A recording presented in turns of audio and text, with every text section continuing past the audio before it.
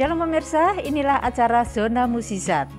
Saya sangat bersyukur kalau saya bisa menemani Anda kembali. Dan hari ini kita akan berbincang dengan tamu-tamu yang luar biasa yang sudah menemukan mukjizat demi mukjizat dalam hidupnya. Yuk kita simak ya. Ini adalah Ibu Vera dan Bapak Subur. Ini tamu saya spesial loh, dari Bogor. Selamat datang di Kota Solo, Bapak Ibu. Ini kita ada di acara namanya Zona Mukjizat. Mereka juga dapat mukjizat loh, luar biasa. Tapi sebelum kita tanya mereka yang mukjizat apa, ini orang-orang yang benar-benar apa ya? Kalau menurut saya sih cukup unik ya. Dulu seperti apa sih Pak Subur ini? Dulu kehidupannya sebelum ketemu Ibu Vera ini kayak apa sih kehidupannya? Kehidupan saya dibilang rusak bener.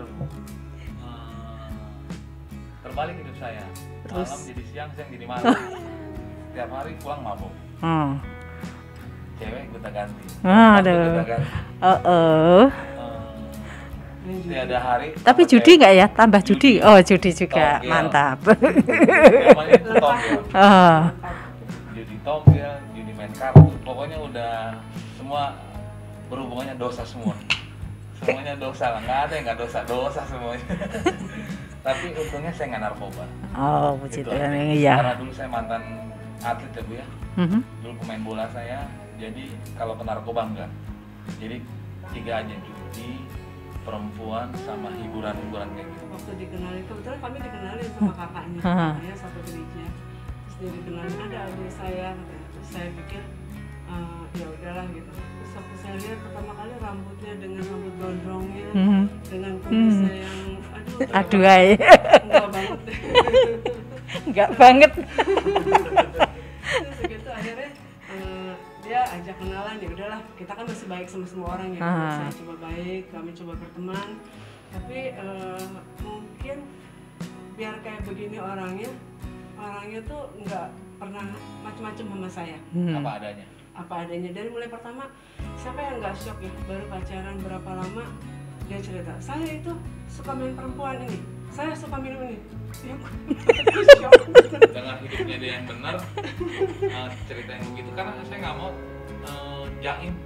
Ditutup-tutupin Saya gitu ya. ketemu sama dia aja Bu, kan biasanya kalau mau ketemu perempuan, gimana gitu, harus apa namanya? Rapi. Harus, penampilan sementok-mentoknya lah, habis-habisan gitu penampilan. Saya enggak, dengan ciri khas saya, celana pendek, sepatu.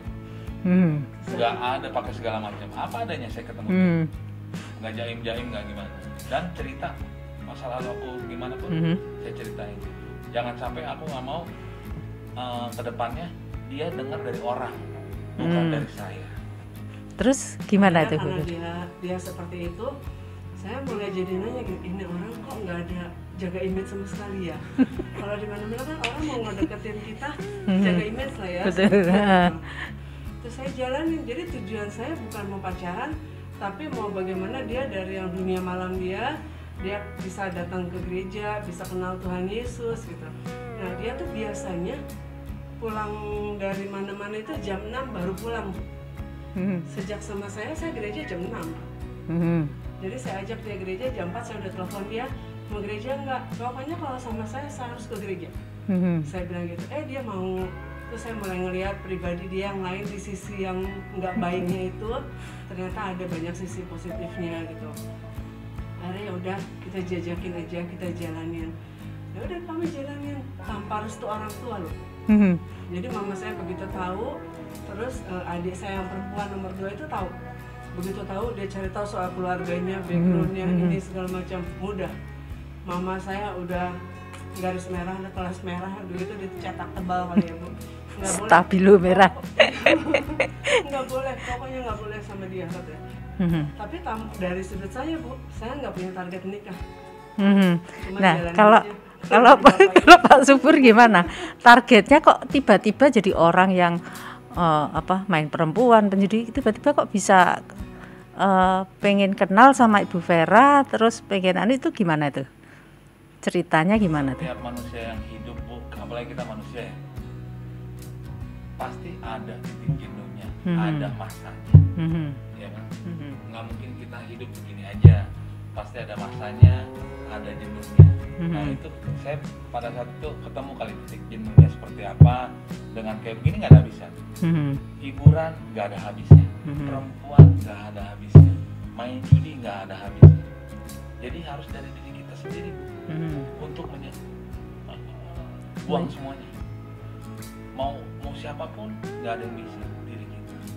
Berarti tiba-tiba niat. Iya, niat untuk berubah dan kalau bisa nemuin perempuan yang bisa ngebentuk aku, ngerubah aku. Nah, yang tadi aku bilang sama ibu, satu dia menang, dia Kristen, orang Batak. Yang ketiga dia orang gereja. Udahlah, kalau bisa, mumpung bapak masih ada, orang tua saya itu kan mama udah lebih dulu meninggal, bapak masih ada, dan bapak udah sayang sama dia, Bu. Dikenalin gitu? Iya, udah dikenalin dari keluarga saya. Ya. Vera juga sayang sama bapaknya. Waduh, dia anak bapak di buku, bukan anak mama dia, anak bapak dia. Dia kalau udah cerita bapak nangis, kalau saya cerita mama saya nangis. Jadi gitu ya. Akhirnya sampai oh ya, itu kan ibunya tadi udah stabilo merah ya, nggak boleh ya. Terus apa yang kalian lakukan? Jadi gumulin lah, sampai saya nggak tahu apa-apa. Puasa, dia ngajarin saya berpuasa. Puasanya setengah hari, jam 2 sampai jam 12. Dia ngajarin aku gini, puasa boleh setengah hari, dan karena kamu masih belajar, kamu boleh minum air putih, jangan yang berwarna, apalagi kopi katanya gitu. Karena kamu masih belajar, oke. Jadi belajarlah pelan-pelan. Kalau dia mah full ya sampai sore puasanya. Nah itulah. Tapi saya yang pertama kali saya tahu dia serius berubahnya itu, Bu, saya kan nggak pernah paksa dia, saya kasih perpuluhan gitu, nggak pernah saya kasih. Tapi satu kali dia mungkin beberapa bulan kami pacaran, dia ngeliat kok kamu ngasih uang terus ke gereja gitu, ada amplop gitu. Satu kali dia bilang, boleh saya ngasih uang perpuluhan, tapi uangnya nggak banyak katanya gitu.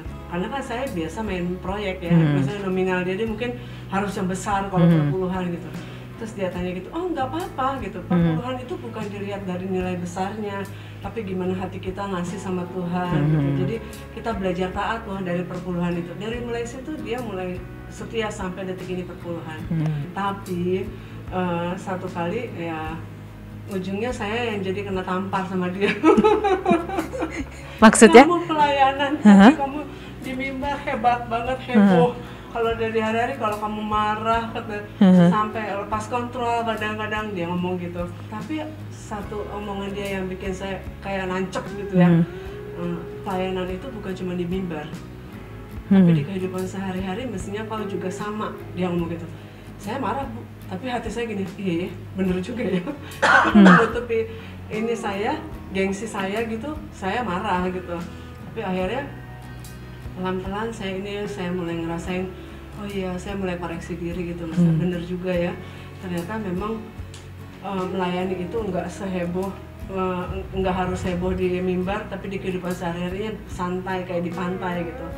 Dan saya mulai berdoa 3 tahun lebih ya terus saya mulai tanya Tuhan kenapa gitu, kalau Tuhan memang mau tunjukkan tempat di mana saya harus benar-benar bertumbuh. Saya nggak mau cuma pelayanan di depan manusia, tiba-tiba Tuhan bilang, aku tidak pernah kenal engkau gitu ya. Saya takut gitu. Akhirnya saya mau ketik tuh, Bu, gereja saya waktu itu hari Minggu. Saya mau ketik karena mulai ada online kan ya, YouTube. Waktu saya mau ketik, terus itu kenapa yang munculnya itu bukan gereja saya, tapi GBI Keluarga Allah. Aku nggak pernah tahu ini ya gitu, pendeta Pak Obaja gitu. Tapi saya dengerin, habis beliau selesai, itu kan biasanya akan muncul di sampingnya itu siapa? Oh ini ada Bunita, Pastor Bunita. Aku buka, pas itu GBI Jakarta kan, GBI Jakarta. Lah, berarti sama atau ini kata gitu. Oh ini kata, terus saya tanya sama teman saya yang ngajak ke GBI. Pastor Nita tuh siapanya Bapak Obaja, baru dia cerita. Jadi Pak Obaja itu punya anak Pak Jonathan itu punya anak punya istri Ibu Nita. Oh alah, jadi mereka di situ-situ juga. Tapi saya belum juga sampai satu kali aku rasa kosong pengennya cerita. saya telepon ke call center di sini. Waktu saya telepon di call center di sini, terus diarahkan ke Bu Budiono yang jadi kakaknya saya, terus dia mulai mengarahkan saya kalau setiap orang pernah melakukan dosa, setiap orang pernah melakukan mungkin pelayanan cuma sekedar melayani tapi nggak ada Tuhannya gitu. Nah, mulai diarahkan, saya ikut retreat encounter pertama kali. Saya ikut retreat encounter. Setelah itu beres, saya diarahkan untuk ikut SOM. Waktu itu kan masih online. Terus segitu udah ikut SOM, saya dijeblosin sama Bu Budiono ikut pelatihan KKS. Terus saya waktu itu, saya kan nggak mau ya Bu, saya kan nggak bisa ngomong. Tapi Bu Maya bilang, ayo ikut aja waktu gitu pelatihan. Saya ikutin Bu Guntur, terus setiap hari Selasa saya ikutin sampai habis gitu. Sampai ujiannya itu saya ikutin, saya dites, ternyata nilainya baik gitu. Waktu terjun ke KKS saya dilantik itu April 2021 setelah kami menikah gitu.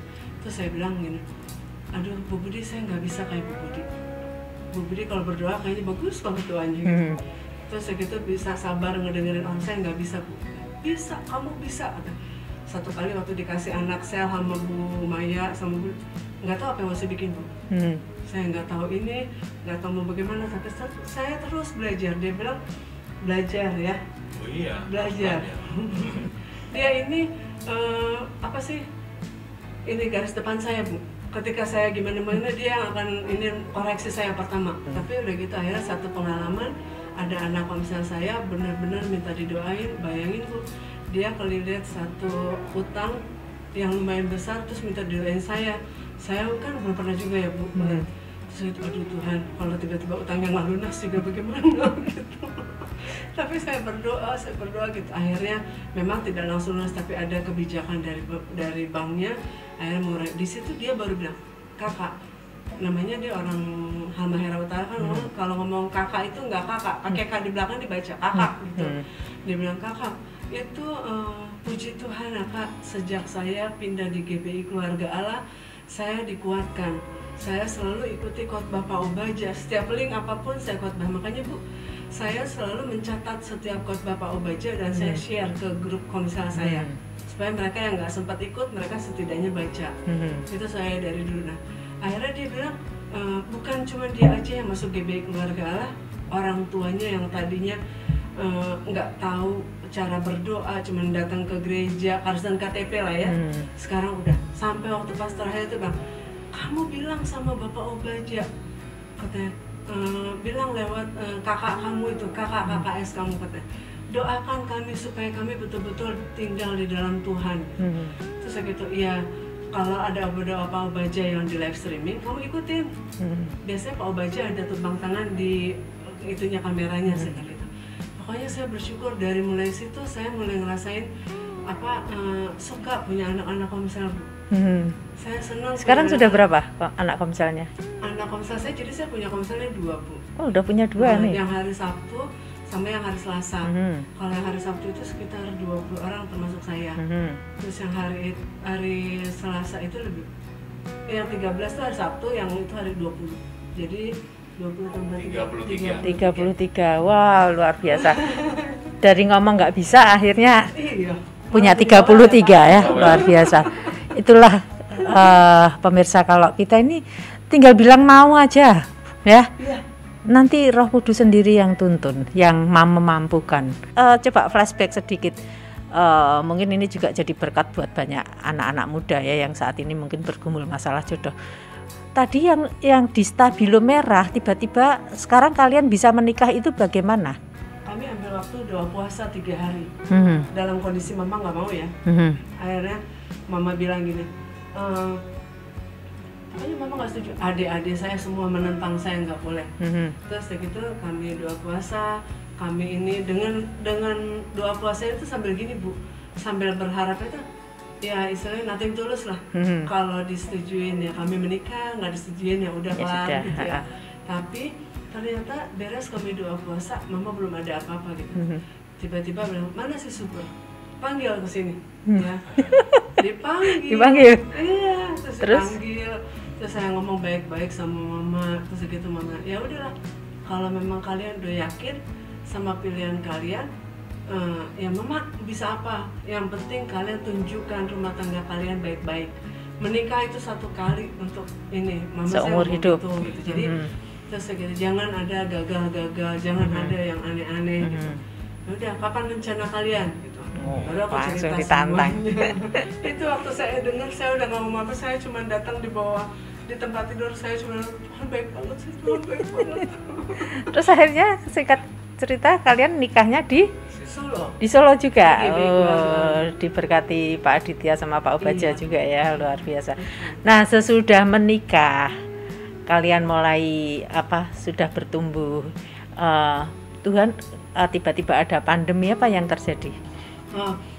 Saya ini kan kerjanya kan soalnya kerjanya hotel-hotel gitu ya, hotel padahal kan sepi semua ya. Suami saya ini dia punya usaha, punya toko-toko kecil gitu ya. Saya dari dulu pekerjaannya memang pegang proyek-proyek hotel gitu. Jadi saya masukin suplai kartu kunci hotel yang pakai kartu itu, saya masukin. Tapi sejak pandemi itu saya benar-benar jobless. Karena kan boro-boro mau bangun hotel, untuk operasi aja hotel nggak bisa gitu. Di situ saya mulai benar-benar fokus sama Tuhan. Suka-suka Tuhan deh mau bagaimana sama aku, begitu. Sebelumnya saya kerja saya cuma kerja, bagaimana caranya dapetin duit, bisa nyenengin orang tua. Saya mau pergi ke Singapura, mau kemana, tinggal berangkat, nggak usah nyusahin orang. Itu saya pokoknya udah money oriented, kayak saya seperti itu saya. Terus segitu pandemi ini bikin saya akhirnya ngerasa ini banget ya. Tapi sejak saya mulai datang Pondok Daud, mulai sering berdoa kita ya, minta sama Tuhan kalau boleh Tuhan berikan berkat-berkat sama kami, tapi nggak lagi materi jadi kami. Pokoknya dia selalu ngajarin sama saya mengucap syukur sama semuanya. Dan dari ucapan syukur itu, Bu, inilah kami ada di Solo ini bukan satu kebetulan. Proyek-proyek yang kami dapatkan dari Tuhan.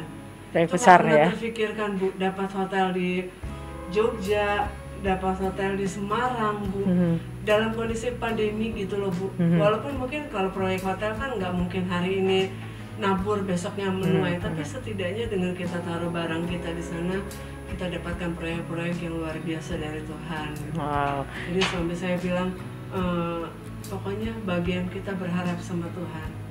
Oke, terima kasih sekali sudah datang di acara Zona Mukjizat yang pertama. Pak Subur yang begitu kelamnya diubah menjadi seputih salju ya. Pokoknya kalau dosa-dosa semerah kirmisi, semerah apapun, Tuhan bisa ubah. Satu, Tuhan bisa ubah. Satu, dari diri sendiri juga harus ada kemauan. Tapi saya percaya dari diri sendiri itu karena Tuhan juga. Karena usikan Tuhan. Tuhan tuh nggak mau lihat anak-anaknya tuh berkubang di dalam dosa terus. Suatu ketika ya itu tinggal respon kita aja ya sebenarnya. Kalau Pak Subur meresponi akhirnya jadi juga gitu ya. Tapi kalau tidak meresponi, entarlah Tuhan ya, jadi. Yang kedua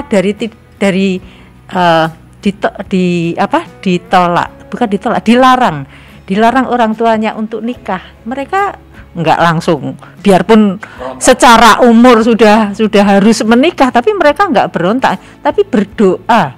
Nah, ini perlu dicontoh, doa sampai kalau memang jodoh itu pasti orang tua akan setuju. Akhirnya terjadi juga persetujuan. Ibu Vera yang dulu nggak mau jadi KKS karena merasa nggak bisa ngomong, nggak bisa berdoa, mendoainin orang, akhirnya bisa sampai sekarang 33 anggota. Itu luar biasa, mukjizat yang luar biasa. Jadi mari saudara, tidak ada yang tak mungkin. Berjalan dalam zonanya Tuhan, berjalan dalam zonanya Tuhan dulu. Kita bersyukur, jangan berontak dengan orang tua, tetap belajar untuk meningkatkan, mengupgrade diri terus ya. Akhirnya Tuhan membawa mukjizat demi mukjizat. Masa pandemi justru dapat berkat luar biasa ya. Sebelum pandemi pernah dapat mukjizat yang borongan itu ya? Enggak ya. Luar biasa. Dalam berapa lama gitu. Tapi sekarang bisa dapat beruntun. Beruntun. Hari Selasa saya nego sama ketemu sama ownernya. Hari Rabunya saya udah dapat PO. Hari Kamisnya saya langsung dibayar. Hari luar ini biasa. saya langsung pasang. Kalau bukan Tuhan siapa? Kalau bukan Tuhan, betul, kalau bukan Tuhan. Oke, terima kasih terima kasih kedatangannya. Demikian pemirsa acara Zona Mukjizat untuk kali ini. Percayalah, kalau mereka bisa mengalami mukjizat, Anda juga pasti bisa mengalami mukjizat. Mari terus masuki zonanya Tuhan, ibadah. Kami undang Anda untuk datang ibadah di GBI Keluarga Allah, bisa onsite ataupun online. Anda bisa memilih, tapi lakukanlah dengan sungguh-sungguh, dengan hati yang cinta akan Tuhan. Sampai di sini, kita ketemu minggu depan. Tuhan Yesus memberkati.